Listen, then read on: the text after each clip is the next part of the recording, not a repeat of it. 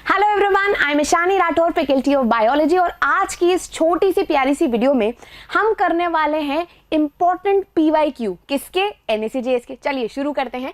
तो पहली बात, शुरू करने से पहले थोड़ा सा पैटर्न समझ लीजिए। पैटर्न में क्या होता है, बेसिकली बायोलॉजी के अंदर टोटल कितने क्वेश्चन आते हैं हमारे पास, 20 क्वेश्चन आते हैं। ठीक है, उस 20 क्वेश्चन में से 16 क्वेश्चन जो होते हैं वो आपके MCQ क्वेश्चन जो होते हैं वो सिंगल चॉइस क्वेश्चन होते हैं, यानी कि ABCD उनमें से एक सही आंसर होगा। ठीक है, जो 4 क्वेश्चन होते हैं आपकी रिमेनिंग, जो 4 क्वेश्चन होते हैं ये क्या होते हैं, मल्टीपल करेक्ट वाले। बच्चा पार्टी, मल्टीपल करेक्ट वाले क्वेश्चन क्या होते हैं, जैसे आपको ऑप्शन दे रखा है ABCD, तो इसमें मोर देन 1 करेक्ट ऑप्शन होगा। A भी हो सकता है, B भी हो सकता है, C भी हो सकता है, इनफैक्ट चारों भी हो सकते हैं।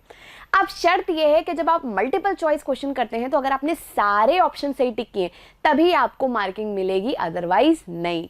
चलिए इसी के साथ शुरू करते हैं हमारे पहले क्वेश्चन के साथ। देखो पहला क्वेश्चन मैंने मल्टीपल, जिसमें मल्टीपल करेक्ट आंसर है वो वाला लिया है। चलो शुरू करते हैं। क्वेश्चन क्या बोल रहा है, ड्यूरिंग अ रेस, एक रेस हो रही थी, Ramesh was throne of the horse back and suffered an injury in the front part of the head.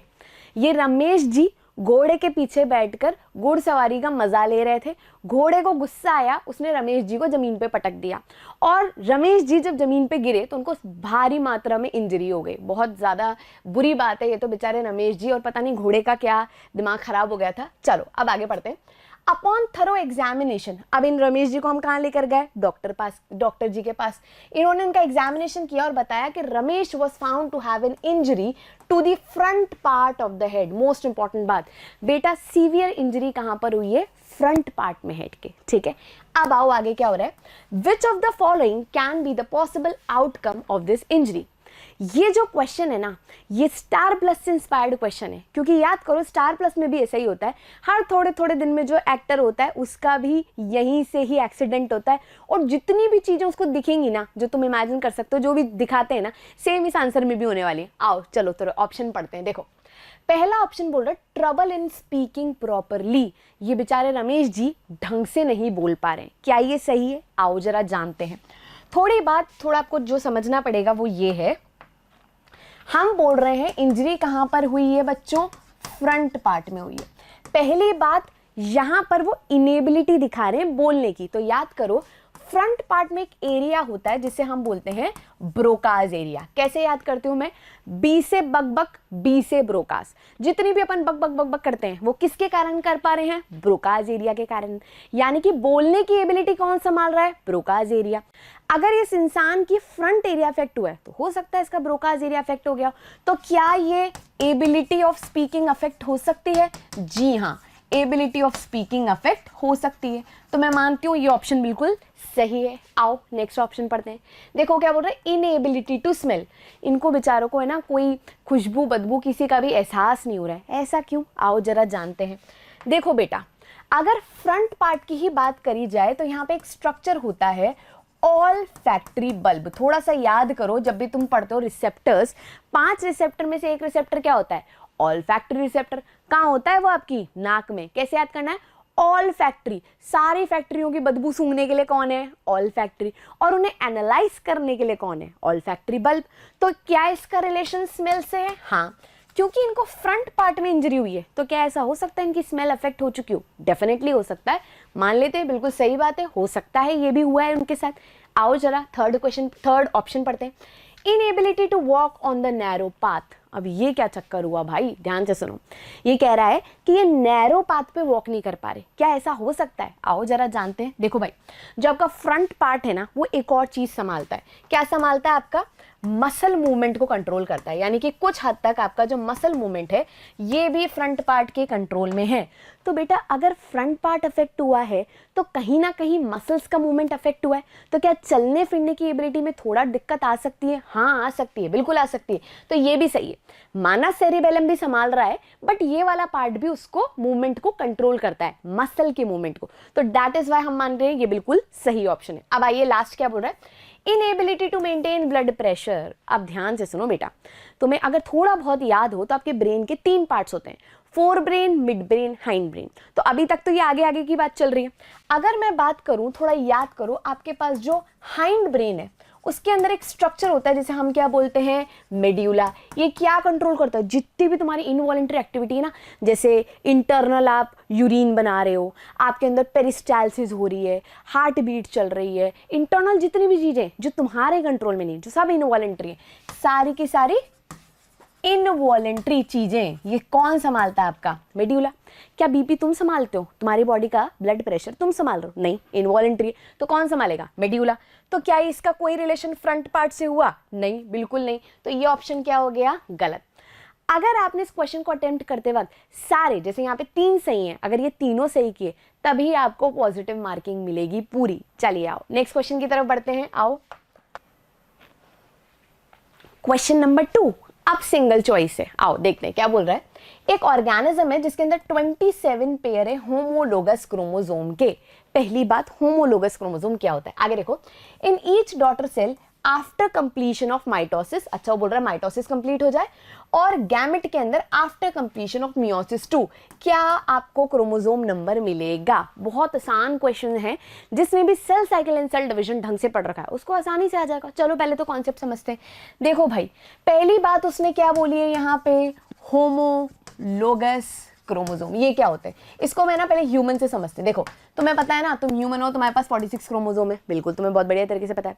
46 chromosome की अगर मैं बात करूं, इसे मैं पेयर फॉर्म में डालूं तो बेटा कितना पेयर होता है, 23 पेयर। क्या तुम्हें याद आ रहा है कि आपके पापा ने स्पर्म कंट्रीब्यूट किया था और मम्मी ने ओवा कंट्रीब्यूट किया था। स्पर्म के अंदर कितने क्रोमोसोम होते हैं, 23। ओवा के अंदर कितने क्रोमोसोम होते हैं, 23। दोनों का मिलन हो जाए तो क्या बन जाएगा, जाइगोट। कितने क्रोमोसोम, 46। पर अगर मैं पेयर में लिखूं बच्चों तो कितना हो जाएगा, 23 पेयर। मम्मी पापा क्या होते हैं, जोड़ा, पेयर। तो भाई जो वो क्रोमोसोम देते हैं ना, वो भी तुम्हारे अंदर जोड़े के फॉर्म में होते हैं। इसका मतलब क्या हुआ, जैसे मैं बोलूं मम्मी पापा का फर्स्ट क्रोमोसोम हाजिर हो जाए तो इधर एक मम्मी का क्रोमोसोम हो जाएगा, समथिंग लाइक दिस। अच्छा ऐसे नहीं मानेंगे, हम ऐसे बना देती हूँ। हाँ, ये एक मम्मी का हो जाएगा, ये पापा का हो जाएगा। तुम कहोगे मैंने ऐसा क्यों बनाया, इसका लॉजिक बाद में समझेंगे। तो इस तरीके से first chromosome, second chromosome, third chromosome pair form में आएगा ना, ये जोड़ा ही कहलाता है होमोलोगस क्रोमोसोम। आई थिंक तुम्हें पहली बात समझ आ गई, ठीक है। तो इस क्वेश्चन के अंदर उसने क्या दे रखा है, 27 पेयर हैं बेटा होमोलोगस क्रोमोसोम के। तो अगर मैं टोटल नंबर ऑफ क्रोमोसोम निकालना चाहूं तो क्या कर लूं, कुछ नहीं, 27 + 27 कितना आ जाएगा, 54 क्रोमोसोम है भाई के पास, जो भी स्पीशीज है, ठीक है। आगे बोला है, क्या बोल रहा है वो, जब इसमें माइटोसिस होगा, तो पहली बात तुम्हें थोड़ा याद होना चाहिए, माइटोसिस क्या होता है बेटा जी, इक्वेशनल डिवीजन। बोले तो एक सेल डिवाइड करके कितनी सेल बनाती है, 2 सेल। और क्योंकि ये इक्वेशनल डिवीजन है तो इसमें जितना क्रोमोसोम इस मम्मी सेल में है ना, दोनों जो डॉटर सेल बनेंगी उनमें भी उतना ही क्रोमोसोम होगा। यानी कि इसमें अगर 54 है तो भाई जो 2 नई सेल बनेगी उनमें भी कितना नंबर ऑफ क्रोमोसोम है, 54। तो 54 वाली 2। तो क्या मैं कह सकती हूँ जो पहला माइटोसिस का रिजल्ट है यहाँ पे ब्लैंक में क्या आना चाहिए, 54। आगे वो बोल रहा है कि अच्छा बताइए जो गैमेट बनेगा इस सेल में, इस बॉडी के अंदर जो गैमेट बनेगा उनमें कितना क्रोमोसोम होगा मियोसिस 2 के बाद। तो थोड़ा जरा एक बार मियोसिस का कॉन्सेप्ट समझ लो बच्चों। मियोसिस पहली बात हमारी बॉडी के अंदर सिर्फ और सिर्फ क्या बनाने के लिए होता है, गैमेट फॉर्मेशन के लिए होता है। बच्चों इसकी मजेदार बात यह है कि नंबर ऑफ क्रोमोसोम को आधा कर देता है। क्योंकि ये आधा कर देता है इसलिए हम इसे क्या बोलते हैं, रिडक्शनल डिवीजन। क्या बोलोगे इसको आप, रिडक्शनल डिवीजन। इसके अंदर नंबर ऑफ क्रोमोसोम कितने हैं, 54। बेटा रिड्यूस करके जो गैमेट, स्पर्म बना रहे हो या ओवा बना रहे हो, कुछ भी बना रहे हो, नंबर ऑफ क्रोमोसोम कितना हो जाएगा आपका, ये देखो जो आपको आधा दे रखा है, कितना हो जाएगा, 27 हो जाएगा। अब नेक्स्ट बात जो लास्ट इस क्वेश्चन में समझने की जरूरत है, मियोसिस बेटा 2 स्टेजेस में होता है, मियोसिस 1 एंड मियोसिस 2। यानी कि पहली बार जो सेल एंटर करती है वो किस में एंटर करती है, मियोसिस 1। और जब यही सेल दूसरा डिवाइड करती है उसे हम बोलते हैं मियोसिस 2। ये एक कंप्लीट मियोसिस हो गया, यानी कि एक कंप्लीट मियोसिस में 2 स्टेप्स होते हैं, मियोसिस 1, मियोसिस 2।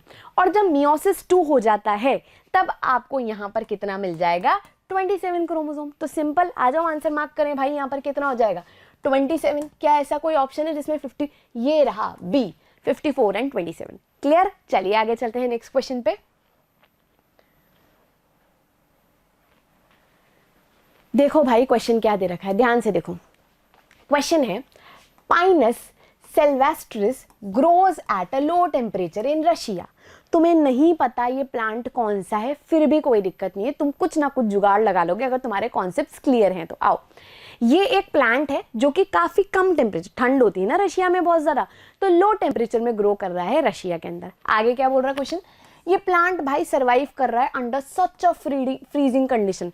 भाई रशिया में इतनी ज़्यादा ठंड है, बर्फ़ है, तो इतनी फ्रीजिंग कंडीशन में प्लांट भाई साहब कैसे रह रहे हैं वहाँ पे, यही जानना चाह रहा है ये क्वेश्चन। अब उसने ऑप्शन क्या दिए देखो, due to the presence of, यानी कि कुछ ऐसी चीज़ है इन चारों ऑप्शन में से जो उसको ऐसी कंडीशन में जिंदा रख रही है। आओ देखो क्या बोल रहा है, सैचुरेटेड लिपिड है प्लाज्मा मेम्ब्रेन में, ग्लाइकोप्रोटीन है प्लाज्मा मेम्ब्रेन में, ग्लाइकोलिपिड है प्लाज्मा मेम्ब्रेन में, पॉलीअनसैचुरेटेड लिपिड है प्लाज्मा मेम्ब्रेन में। यानी कि खेल प्लाज्मा मेम्ब्रेन का है, जो भी है चीज तो प्लाज्मा मेम्ब्रेन में। आओ जरा थोड़ा प्लाज्मा मेम्ब्रेन को जान ले। बेटा तुम्हें याद आ रहा है प्लाज्मा मेम्ब्रेन अगर मैंने ये बनाई तो ये कुछ इस तरीके की होती है, क्या बोलते हैं इसको हम, फॉस्फोलिपिड बाइलेयर। क्या बोलेंगे इसको अपन, बनाओ जरा, मैं मार्क कर देती हूँ इसको हम बोलेंगे फॉस्फोलिपिड बाइलेयर। ठीक है बेटा, अब इस फॉस्फोलिपिड बाइलेयर में भी एक चीज तुम्हें पता होनी चाहिए। देखो ये जो मैंने स्ट्रक्चर बनाया इसको हम क्या बोलते हैं, हेड। बच्चों इसको हम क्या बोलते हैं, टेल। क्या तुम्हें याद है जो हेड होता है उसको पानी से प्यार होता है, यानी कि वो क्या होता है, हाइड्रोफिलिक। हाइड्रोफिलिक का मतलब क्या होता है, पानी से प्यार करने वाला। और जो टेल होती है कहती है वो प्लीज मुझे पानी कतई पसंद नहीं है, तो ये क्या हो गया हमारा, हाइड्रोफोबिक हो गया। चलो भाई थोड़ा तुम्हें ये भी पता होना चाहिए, टेल दो चीजों से मिलकर बनती है, अनसैचुरेटेड एंड सैचुरेटेड हाइड्रोकार्बन। तो ये भी मैं लिख लेती हूँ, इसके अंदर क्या होता है, सैचुरेटेड हाइड्रोकार्बन्स भी होते हैं एंड, एक मिनट रुको, सैचुरेटेड हाइड्रोकार्बन भी होते हैं एंड अनसैचुरेटेड हाइड्रोकार्बन्स भी होते हैं। ये दोनों होते हैं हमारे टेल के अंदर, मतलब हमारे प्लाज्मा मेम्ब्रेन के टेल के अंदर। ठीक है, अब आओ जरा इस स्ट्रक्चर में, इस पूरे प्लाज्मा मेम्ब्रेन के बीच बीच में ऐसे प्रोटीन लगे हुए होते हैं। तो मैंने ये 2 प्रोटीन लगा लिए, ज्यादा नहीं बना रहे, और फिर ऐसी मेम्ब्रेन पूरी कंटिन्यूटी में बना ली। ठीक है, नेक्स्ट इस क्वेश्चन में ग्लाइकोप्रोटीन एंड ग्लाइकोलिपिड का जिक्र हुआ है। देखो अगर इसके ऊपर ऐसा कार्बोहाइड्रेट लगा हुआ हो तो ये क्या कहलाएगा, ग्लाइकोलिपिड। और बेटा जी अगर प्रोटीन के ऊपर लगा दूं मैं ऐसा, तो इसको मैं बोल दूंगी ग्लाइकोप्रोटीन। तो एक तरीके से मैंने जो इंपॉर्टेंट मार्किंग है इस क्वेश्चन में वो सारी बता दी। अब मैं आपको थोड़ा खेल समझाती हूँ, सुनो ध्यान से। जो ग्लाइकोलिपिड एंड ग्लाइकोप्रोटीन है ना, इसका दूर दूर से कोई रिश्ता नहीं है इस क्वेश्चन से। Glycolipid and glycoprotein cell to cell recognition में हेल्प करते हैं। मतलब बेसिकली क्या होते हैं, कार्बोहाइड्रेट होते हैं, सेल टू सेल रिकॉग्निशन में हेल्प करेंगे। अगर किसी ने वीडियो देख रखा हो जो हमने अपनी साइट पे डाल रखा है लाइव वीडियोस में, तो उसमें हमने समझाया हुआ है कि भाई सेल टू सेल रिकॉग्निशन क्या होता है, ह्यूमन का ओवा ह्यूमन के स्पर्म को रिकॉग्नाइज कर रहा है। ब्लड ग्रुपिंग के टाइम पे ए वाला बंदा ए का ही ब्लड ले रहा है, तो ये रिकॉग्निशन होती है। कौन करवाता है ये, हमारे ग्लाइकोलिपिड एंड ग्लाइकोप्रोटीन्स। तो क्या मैं ये बात लिख लूं कि ग्लाइकोलिपिड एंड ग्लाइकोप्रोटीन का फंक्शन क्या होता है बेटा जी, cell to cell recognition. Cell to cell recognition. आ जाइए नेक्स्ट बात पे, इस ऑप्शन में उसने ये दे रखा है तो ये ऑप्शन तो कट कर दो क्योंकि इनका तो कोई रोल ही नहीं। आ गया, एक सैचुरेटेड दे रखा है, एक पॉलीअनसैचुरेटेड दे रखा है। बेटा दिमाग लगाओ, बेसिक केमिस्ट्री लगानी है। अगर किसी चीज में सैचुरेटेड ज्यादा है तो वो जम जाएगा। अगर तुम्हारे घर में बटर घी वगैरह होते हैं, सर्दी आते जम जाते हैं, बिल्कुल जम जाते हैं।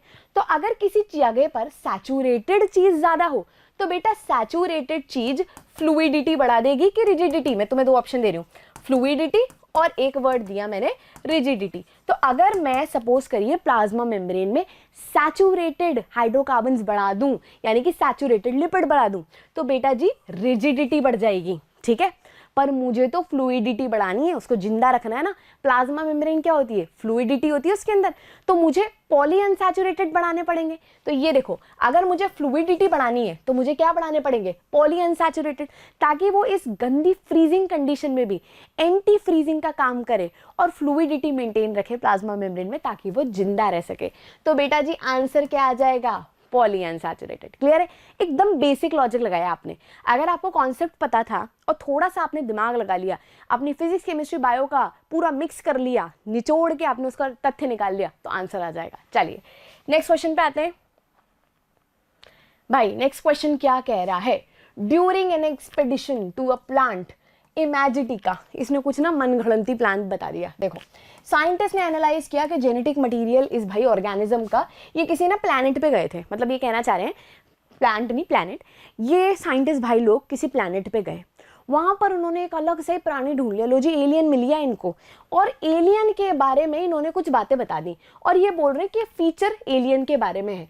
अब आप बताइए कि इन फीचर को देख के आपको क्या लगता है इस एलियन भाई साहब का जेनेटिक मटेरियल क्या है? कितना पेचीदा क्वेश्चन है। आओ जरा चारों ऑप्शंस को एक एक करके पढ़ते हैं। देखो भाई पहली बात तुम्हें पता होना चाहिए जेनेटिक मटेरियल डीएनए और आरएनए होता है, ठीक है।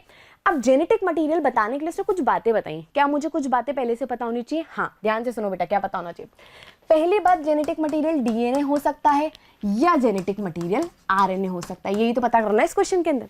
अब तुम याद करो डीएनए जब भी तुम पढ़ते हो डबल स्ट्रैंडेड डीएनए पढ़ते हो, लो बना लो जी डबल स्ट्रैंडेड डीएनए, ये दिख रहा है डबल स्ट्रैंडेड डीएनए। इस डबल स्ट्रैंडेड डीएनए की सिंगल यूनिट, जिस छोटी छोटी यूनिट्स होती हैं जिनको जुड़ के हम डीएनए बनाते हैं, that is called as nucleotide. क्या कहलाता है बेटा जी? ये न्यूक्लियोटाइड। थोड़ा न्यूक्लियोटाइड के बारे में भी जान लेते हैं, आओ। न्यूक्लियोटाइड 3 चीजों से मिलकर बनता है, ध्यान से सुनो भाई, एक न्यूक्लियोटाइड 3 चीजों से मिलकर बनता है। ये रही इसकी शुगर, ये कौन सी शुगर है? Deoxyribose sugar.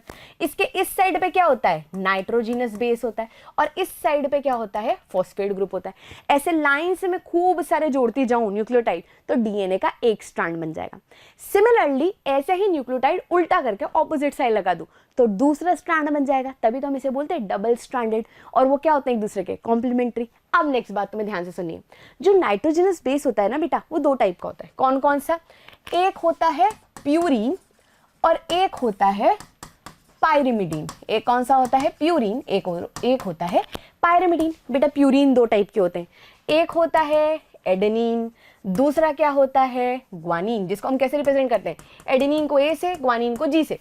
पिरिमिडीन डीएनए के केस में 2 होते हैं, एक कौन सा होता है? थाइमीन, जिसको मैं रिप्रेजेंट करूंगी टी से, और दूसरा कौन सा होता है? साइटोसिन, ये किससे रिप्रेजेंट करेंगे? सी से। बेटा जी ए का जोड़ा बनता है टी के साथ, जी का जोड़ा बनता है सी के साथ, किससे बॉन्ड होते हैं? वो हाइड्रोजन बॉन्ड से जुड़ जाते हैं। तो ए और टी के बीच में 2 हाइड्रोजन बॉन्ड आते हैं फिक्स है, जी और सी के बीच में 3 हाइड्रोजन बॉन्ड आते हैं, और इस तरीके से आपका डीएनए का मस्त सा स्ट्रक्चर बन जाता है। तो जो ये मैंने बनाया ना, ऐसे तुम नीचे खूब सारा जोड़ लो और ऐसे ऑपोजिट यूं उल्टा जोड़ लो। एक बना के बता रही हूँ, बाकी तो तुम समझ ही जाओगे। फॉस्फेट और इधर नाइट्रोजनस बेस। अब बेटा फिक्स है, नाइट्रोजनस बेस एक जगह प्यूरीन होता है, एक जगह पिरिमिडीन, उल्टा भी हो सकता है, इधर पिरिमिडीन हो सकता है, इधर प्यूरीन हो सकता है, बट फिक्स है एक स्ट्रैंड पे प्यूरीन होगा, एक स्ट्रैंड पे पिरिमिडीन होगा। ऑपोजिट ले सकते हो पर फिक्स होगा, ठीक। अब मैं पहला पॉइंट पढ़ती हूँ ताकि तुम्हें समझ आ जाए। देखो पहला पॉइंट क्या बोल रहा है? Amount of purine and pyrimidine is unequal. बेटा जी अभी तो मैंने बोला डीएनए में फिक्स है 2 स्ट्रैंड है, प्यूरीन और पिरिमिडीन, ऐसे ऐसे ऐसे, तो जितना प्यूरीन होगा उतना ही पिरिमिडीन होगा, पक्का है। अब क्वेश्चन तो बोल रहा है प्यूरीन एंड पिरिमिडीन अनइक्वल है, तो क्या लगता है तुम्हें? तुम डिटेक्टिव की तरह सोचिए, बताओ ये पहला पॉइंट इंडिकेट कर रहा है ये डीएनए है कि आरएनए? तुम कहोगे डीएनए तो नहीं हो सकता क्योंकि डीएनए में तो फिक्स है प्यूरीन पिरिमिडीन इक्वल है, तो ये क्या हो सकता है? आरएनए। चलो भाई नेक्स्ट पॉइंट पे चलते हैं। नेक्स्ट पॉइंट बोल रहा है थाइमीन एब्सेंट है। बेटा जी अभी मैंने तुम्हें बताया कि ये जो प्यूरीन्स एंड पिरिमिडीन्स होते हैं ना, ये डीएनए के केस में ये होते हैं, आरएनए के केस में क्या होते हैं? सुनो, आरएनए के केस में एडेनिन, ग्वानिन, साइटोसिन सब होगा, सिर्फ थाइमीन की जगह क्या प्रेजेंट होता है? यूरैसिल, यानी कि एडेनिन के सामने क्या आएगा? यूरैसिल। ओ ये और इंडिकेशन आ गया, ये भी इंडिकेट कर रहा है यार ये भाई ये तो आरएनए ही है, तो ये और सबूत मिल गया मुझे किसकी तरफ? आरएनए की तरफ। चलो next, unstable genetic material with high frequency of mutation. बेटा ध्यान से सुनना, डीएनए भाई साहब और आरएनए भाई साहब एक बहुत बड़ा डिफरेंस होता है। आरएनए से ना मचलते रहते हैं, बहुत ज्यादा क्या होते हैं? बहुत ज्यादा रिएक्टिव होते हैं। क्यों? क्योंकि उनको डिटेल में अगर तुम पढ़ोगे तो उनका जो शुगर होता है उसमें सेकंड पोजीशन पे एक OH ग्रुप होता है जो उसको हाईली रिएक्टिव बना देता है। तो आरएनए हाईली रिएक्टिव होता है, डीएनए स्टेबल होता है, काम होता है। तो बेटा जो स्टेबल होता है उसमें म्यूटेशन की फ्रीक्वेंसी कम होती है, जो अनस्टेबल होता है उसमें बदलाव यानी कि म्यूटेशन की फ्रीक्वेंसी ज्यादा होती है। तो ये स्टेटमेंट तो एकदम सीधा, अब तो मैं कुछ नहीं पढ़ूं तो भी मुझे पता चल गया आंसर क्या होना चाहिए? आरएनए होना चाहिए। अब आगे आओ, फिर भी लास्ट स्टेटमेंट पढ़ लेते हैं। Rapid degradation at the pH above 12, मुझे 3 से पता चल गया ये आरएनए। अब आगे देखो, from the above data what genetic material might be the, इस जो ऑर्गेनिज्म इसमें क्या जेनेटिक मटेरियल होगा? देखो डीएनए हो नहीं सकता डीएनए हो नहीं सकता। आरएनए आपको दे रखा है दो option, single stranded and double stranded. बेटा क्योंकि प्यूरिन एंड पिरिमिडीन का अमाउंट अनइक्वल है तो ये सीधा सीधा इंडिकेशन दे रहा है ये क्या होगा, सिंगल स्ट्रैंडेड आरएनए। तो बेटा आपका आंसर क्या आ जाएगा, सी। इजी है, अगर आपको डीएनए का स्ट्रक्चर पता होगा तभी आप इस क्वेश्चन को सॉल्व कर पाओगे, अदरवाइज। चलो नेक्स्ट आते हैं। ओके, नेक्स्ट क्वेश्चन क्या कह रहा है, ध्यान से देखो। One of the following statement is not applicable to virus. चार स्टेटमेंट में से एक स्टेटमेंट वायरस पे एप्लीकेबल नहीं है। आओ जरा जान लेते, बड़ा आसान सा क्वेश्चन है। तो देखो पहला क्या बोल रहा है, the protein capsid of the virus does not enter the host cell. ये जो प्रोटीन कैप्सिड होता है ये होस्ट सेल में एंटर नहीं करता। तुम कह रहे हो प्रोटीन कैप्सिड क्या होता है, हमने तो नहीं पढ़ा, आओ जरा जानते हैं। अगर मैं एक स्ट्रक्चर बनाऊं एक बैक्टीरिया सॉरी एक वायरस का, जैसे कि बैक्टीरियोफाज एक वायरस होता है बेटा जी, ये स्ट्रक्चर बनाया मैंने इसका, ये वायरस है, ऐसा वैसा मत समझो इसको।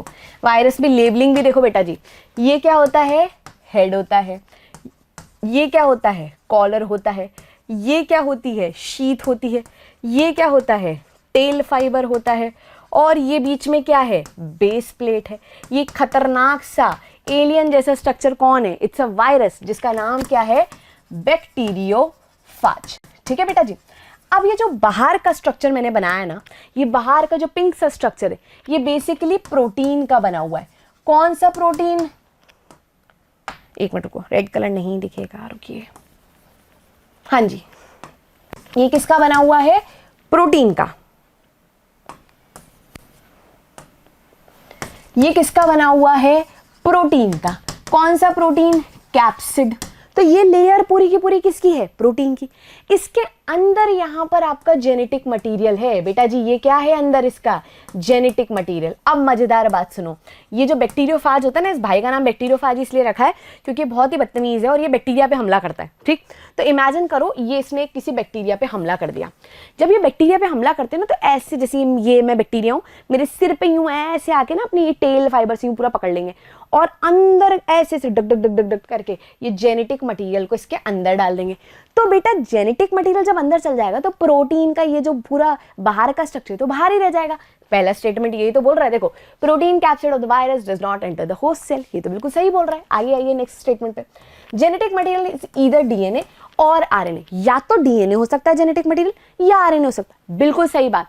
वायरस के केस में एक साथ डीएनए और आरएनए नहीं हो सकती, दो तलवारें एक साथ नहीं होती, या तो डीएनए होगा या आरएनए होगा।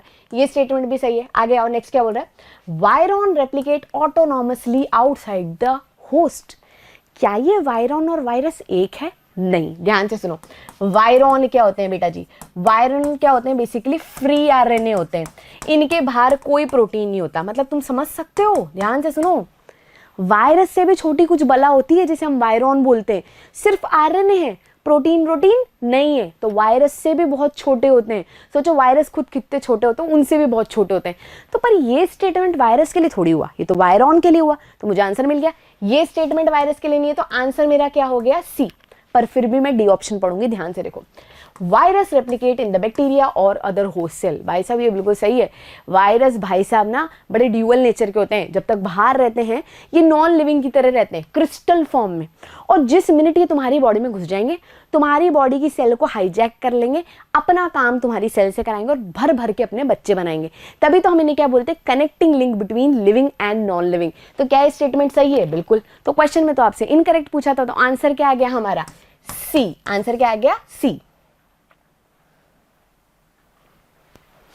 इसी के साथ अब धुआंधार एक क्वेश्चन जेनेटिक्स का। आओ देखो क्या बोल रहा है, ये बोल रहा है फिनाइल थायोकार्बामाइड पीटीसी। अरे अब डरने की कोई बात नहीं, ऐसी कोई भी बीमारी आ जाए जो तुम्हें नहीं पता, या कोई कंडीशन आ जाए तो तुम्हें नहीं पता, कोई दिक्कत नहीं, पूरा क्वेश्चन पढ़ो, अपने बेसिक्स लगाओ, तुम्हें क्वेश्चन आएगा। आओ क्या बोल रहा है, ये जो पीटीसी है हैज अ बिटर टेस्ट, इसमें बिटर टेस्ट का जो है टेस्ट वो है बिटर रहता है। आगे देखिए, non testing ability is reported to be due to recessive allele of the test gene, point to be noted. ये जो आपको कंडीशन बता रहे हैं नॉन टेस्टिंग, ये रेसेसिव रिलेटेड है, पॉइंट नोट करो। नॉन टेस्टिंग क्या है, रेसेसिव है। तो बेटा जी अगर वो रेसेसिव है तो क्या मैं इसको ऐसे ले लेता हूँ, मैं पीपी से रिप्रेजेंट करूँगी, तुम्हारी मर्जी, तुम कोई सा भी अल्फाबेट ले लो। मैं ज़्यादातर फंडा अपनाती हूँ कि जो बीमारी दे रखी है ना उसका पहला अल्फाबेट लेकर ही क्वेश्चन सॉल्व करो। आओ आगे चलते हैं। In random population about 30% people lack the ability to test PTC. 30% के अंदर ये एबिलिटी नहीं होती। आगे देखो, a non taster women is married to a PTC taster man. Non taster यानी कि रेसेसिव है, यानी कि क्वेश्चन खुद ही कह रहा है कि इस क्वेश्चन के अंदर, मैं इसको हटा के यही ले लेती हूँ, इस क्वेश्चन के अंदर जो फीमेल कैंडिडेट की बात हो रही है वो स्मॉल पी रेसेसिव कैरेक्टर है। आगे वो बोल रहा है जो मेल है जिससे इनकी शादी हुई है ये क्या है, पीटीसी टेस्टर। ध्यान से सुनिए, यानी कि ये क्या है, ये डोमिनेंट है। डोमिनेंट बेटा ये भी हो सकता है, डोमिनेंट बेटा ये भी हो सकता है, मुझे क्या पता, आगे देखते हैं। आगे वो बोल रहा है इनके 3 चिल्ड्रन है। अच्छा भाई 3 बच्चे हैं इनके। द फर्स्ट 2 बच्चे were born as non taster. भाई पहले 2 बच्चे ना वो नॉन टेस्टर यानी कि वो इस कैटेगरी के हैं, ठीक है। अब पता चल जाना चाहिए तुम्हें। जैसे ही डोमिनेंट एक कैरेक्टर और एक रेसेसिव है, फिर भी बच्चा भाई रेसेसिव आ जाए इसका मतलब फिक्स है वो डोमिनेंट होमोजाइगस हो ही नहीं सकता। वो क्या होगा, हेटेरोजाइगस कंडीशन। यानी कि ये पापा जी कौन से कंडीशन में, capital P and small P. आगे देखो क्या बोल रहा है। अब वो आपसे बोल रहा है थर्ड चाइल्ड की प्रोबेबिलिटी क्या होगी कि वो नॉन टेस्टर क्या हो, कितना हो सकता है। तो भाई सीधा एक गर्मा गर्म पुन्नेट स्क्वायर बना लो। ये लो जी, मम्मी के गैमेट यहाँ रख देते हैं स्मॉल पी, पापा के गैमेट ले लेते हैं कैपिटल पी स्मॉल पी। फटाफट इसको सॉल्व करो तो बहुत आसान सा है। क्या होगा, capital small small small capital small small small. क्या तुम नोट कर पा रहे हो, 50% चांसेस हैं कि इसमें ये टेस्टर वाली एबिलिटी हो सकती है और 50% है ये नॉन टेस्टर हो सकता है। टेस्टर 50%, नॉन टेस्टर 50%, 50-50% चांसेस है। आओ जरा आंसर ढूंढ लेते हैं, क्योंकि इसमें पॉइंट्स में दे रखा है तो 50% का क्या बन जाएगा, 0.50। तो ये कंडीशन कितनी हो जाएगी, 0.50 कंडीशन। कितना आसान क्वेश्चन था, बीमारी के बारे में, कंडीशन के बारे में मुझे कुछ नहीं पता था, फिर भी मैंने आंसर निकाला। इतना ही बेसिक लॉजिक लगा के आपको करना होता है। तो इसी के साथ आज की इस वीडियो में 5 क्वेश्चंस खत्म हुए। 5 मैंने आपको सिंगल चॉइस कराया, 1 मैंने आपको मल्टीपल चॉइस कराया। एंड इस वीडियो से आप ये जानेंगे कि हमारे कॉन्सेप्ट्स एकदम क्लियर होने चाहिए, बेसिक्स एकदम क्लियर होने चाहिए, फिर क्वेश्चन कुछ भी आ जाए हम उसे सॉल्व कर सकते हैं। चलिए, thank you for watching this video.